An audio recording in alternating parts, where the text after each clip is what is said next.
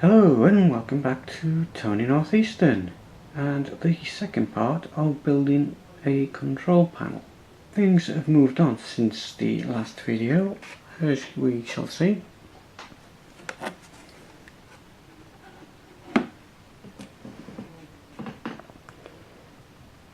Okay, here is the control panel and not a lot has changed. I've added a few numbers to indicate the sidings. And apart from that, not a lot else happening on the front. So let's open it up and let's have a look what we've done inside. Okay, as you can see, I've moved on quite a bit since the last video, and this is how it's going to work. There's 3 cables coming in from each switch. So that's roughly going to be 30 cables just from the switches alone.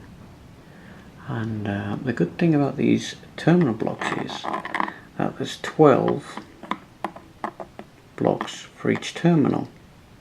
So that's handy because on the spur, as you've seen on the drawing, there is an optional to add more points if I wanted to. So that's good. Right, so what's happening is the 3 cables come in. One of the cables, which is the common cable, which goes to the neutral. The other 2 will come to this terminal block here. As you can see, I have got point number 12 in the terminal block already, with the 2 cables going up to feed the switch, which is that one there, and it's marked up as 12 as well. And the power cable from the positive will be the red and black, and that's marked up as 12. So everything's identified, and it'll make it easier if a point or a switch goes down, and we can change it out quite easy, because it's all gone to a terminal block. So it's a case of lifting the wire out, or even if it's a switch, desoldering the switch. But if it's a point, all I have to do is undo the terminals, these 3, and I can take that point out, resolder the cables back on and put it back in again. So that's what we've done this far. Now I've made these links so as the neutral goes into the top, it feeds every single terminal block, so that every cable comes in, it's got its own little block to go into. It keeps it all uniformed and tidy. And as you can see, the live cable comes in, which feeds this side, and the negative comes in and feeds that side. So as you can see, there's a lot more to do to finish this off. Now this is point 12, and as you hear it clicking away, and there it goes. So let's revert back to the diagram, the wiring diagram, to show you how it's wired.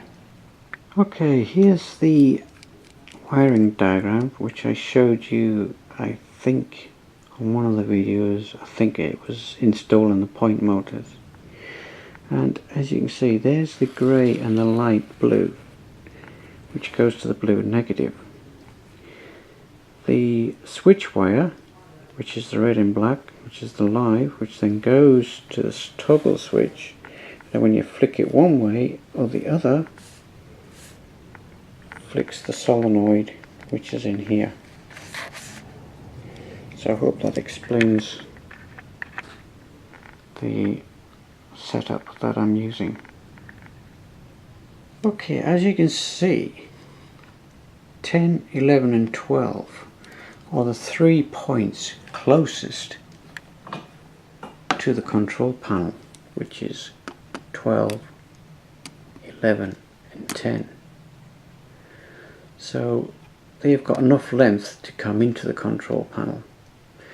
So what I'm going to have to do with the rest of the points is make a terminal block and a support underneath the panel, bring the cables to them first, and then bring them back in to the control panel. There's a lot of work to do inside here. I've only just touched on it, so there's still quite a few more cables to bring in. So I shall crack on, and I'll catch up with you in a bit, hopefully with a few more point motors set up.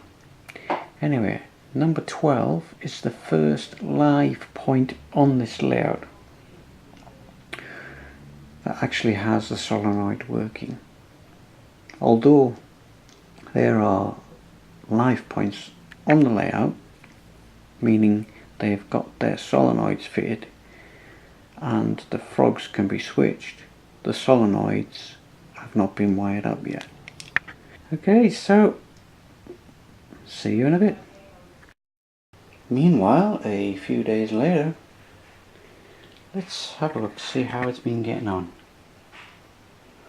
Alright, as you can see, all the switches have now been fitted to the lid of the control panel and wired up. Even the lighting switches are wired up too in readiness.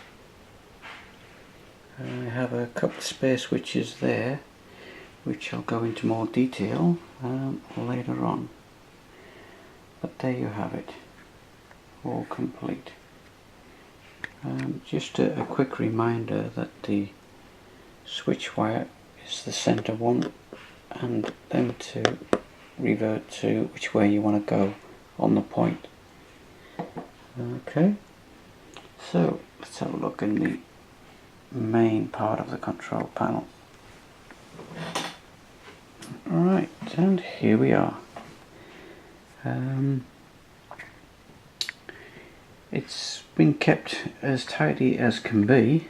Right, with the control panel and all this wiring, you've got to try and keep it as tidy as you can get it. And it always helps because it keeps it organised and you seem to know where everything is. And the cables coming from the points have been numbered. There you see 4, 5 and 6. There's a couple of spaces there for 2 and 3, which haven't been put onto the baseboard yet, nor has the track work. That's a little bit of an extension on the spur line. Okay, so that's worked out quite well. Just one thing I'd like to mention, when securing these into the terminals, just give them a little tiny tug to make sure that they're in there before you turn them on live.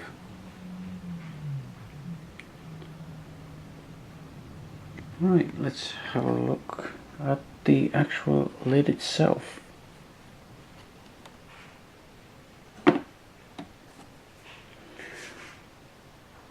Right, as you can see to the right there, there's a couple extra sidings been added, and there is the 2 switches that will have to be wired up at some point.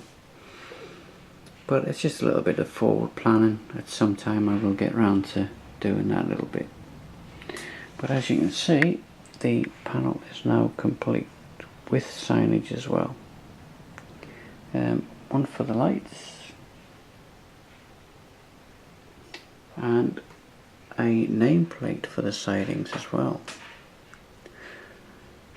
My old mate Mark came up with an idea calling it Simon Side Sidings, so I just elaborated it a little bit and called it Simon Side Storage Sidings.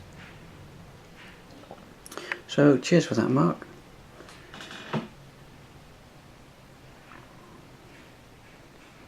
Right, and that is finished. I'm not sure where I'm going to go from here. We'll have a little bit of a running session in a minute, so you can see the points in action. But this is the first of maybe a couple more control panels which will end up on the layout. But that's another story. Right, thanks for watching and see you next time. Bye.